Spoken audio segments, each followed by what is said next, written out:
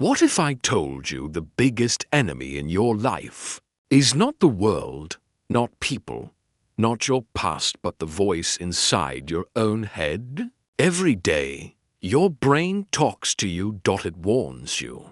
It doubts you. It hesitates for you. It tells you to stay safe, stay small, stay comfortable, and most of the time, you think that voice is protecting you. But what if it's sabotaging you? What if the very system designed to keep you alive is the reason you're not truly living? Tonight, we expose the truth. Tonight, you stop being controlled by your mind and start controlling it. Your brain was never designed to make you successful. It was designed to keep you alive. Thousands of years ago, survival meant avoiding danger, conserving energy, and staying with the familiar. That same system is still running your life today. Every time you think about taking a risk, stepping into the unknown, or changing your life, your brain reacts as if you're facing a life-threatening situation. It floods you with fear, doubt, and hesitation, not because you're weak, but because it believes safety is more important than growth. That's why comfort feels so tempting and fear feels so real.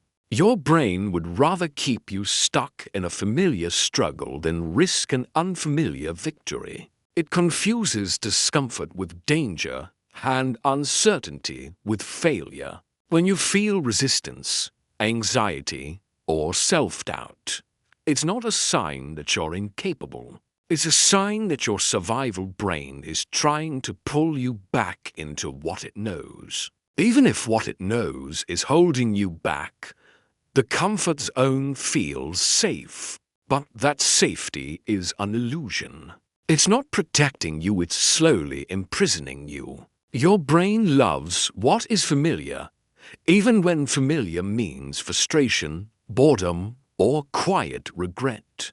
It would rather repeat a painful routine than risk the discomfort of change. That's how powerful its need for certainty is.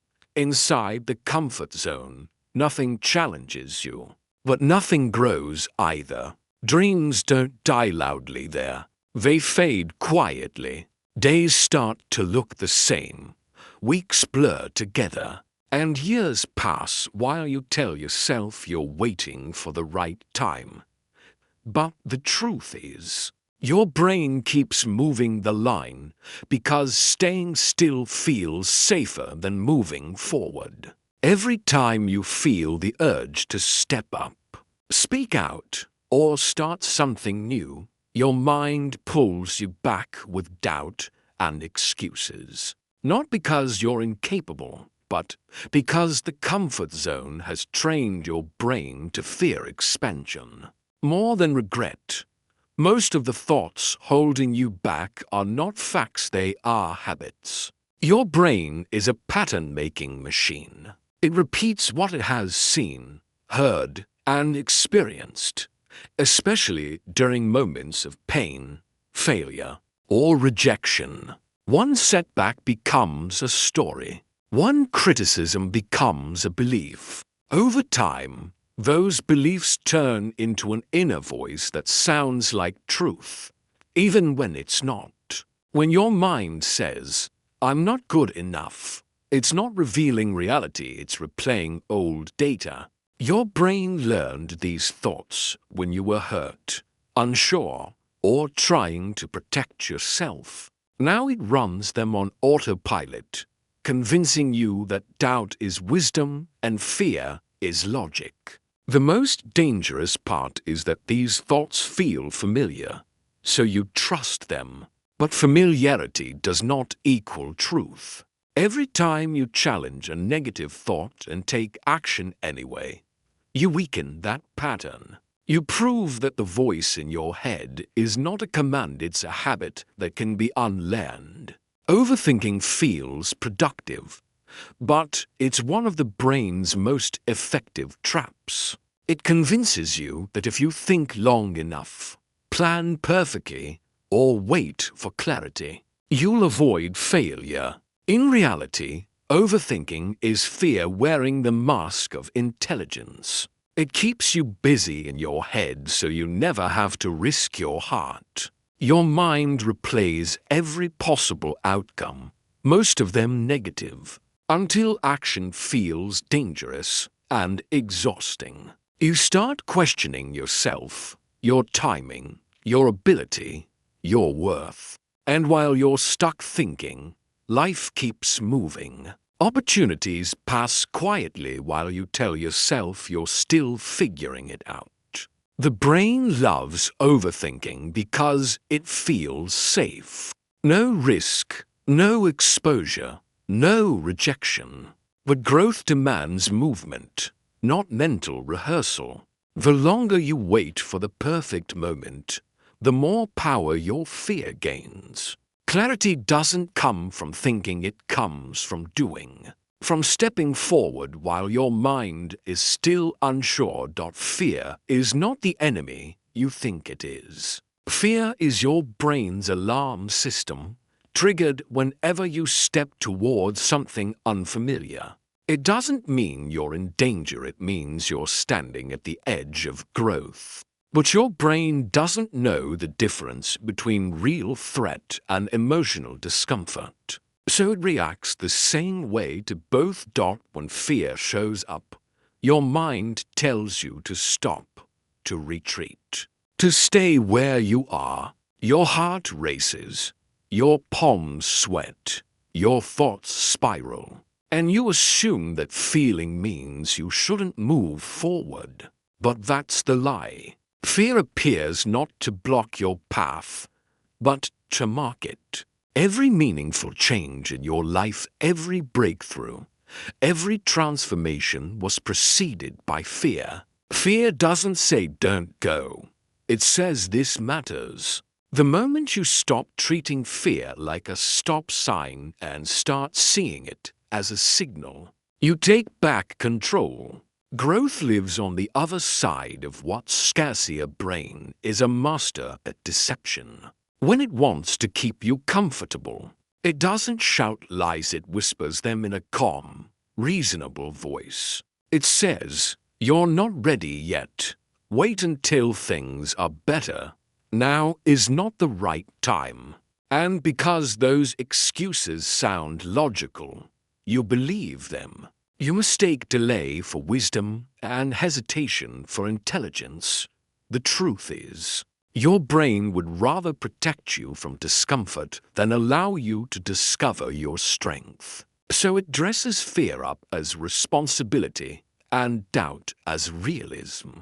It convinces you that playing small is being smart, that avoiding risk is being mature. Meanwhile, days turn into months, and months turn into years of almost starting. Every time you obey those quiet lies, you reinforce the cage. But the moment you recognize them for what they are, self-sabotage in disguise, you begin to break free. Awareness is the first crack in the wall your brain built to keep you from becoming more.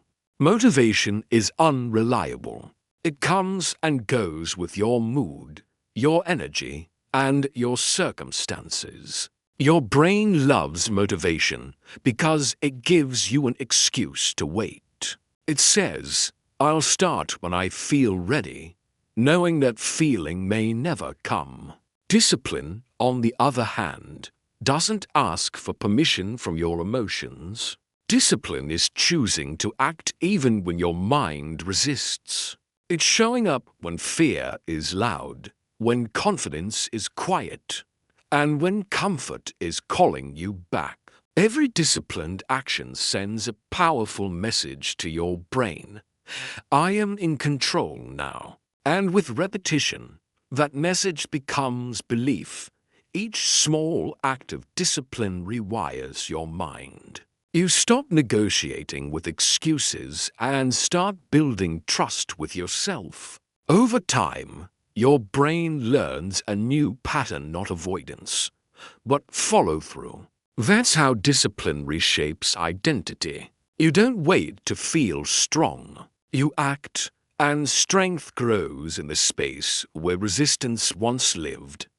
You are not your thoughts, but most of your life you've been living as if you are. Every doubt, every fear, every limiting belief shows up in your mind, and without realizing it, you obey. You react as if every thought is a command, every emotion a fact. That's how the brain stays in control. The shift happens when you step back and observe instead of react. When a thought says, "I can't do this," and you pause long enough to notice it, something powerful happens. You create distance. You stop being inside the thought and start looking at it. And in that space, choice is born. Awareness weakens the grip of fear. The moment you watch your thoughts instead of fighting them, they lose authority. They come, they speak, and they pass. Your brain does not change through thinking, it changes through action. You can read, plan, visualize, and prepare forever. But nothing rewires the mind faster than movement. Action sends proof to your brain that you are capable. And once the brain sees evidence, it begins to adjust its beliefs. At first, action feels uncomfortable because it contradicts old patterns. Your mind will resist, create excuses, and amplify fear. But every time you act anyway, you weaken the old wiring. Confidence is not something you wait for. It is something you build step by step through experience. Small actions matter more than big intentions. One decision, one attempt, one moment of courage at a time. As you move, your brain learns a new truth: you are not fragile. You are adaptable. And with every action taken despite fear, your mind begins to follow your lead instead of holding you back.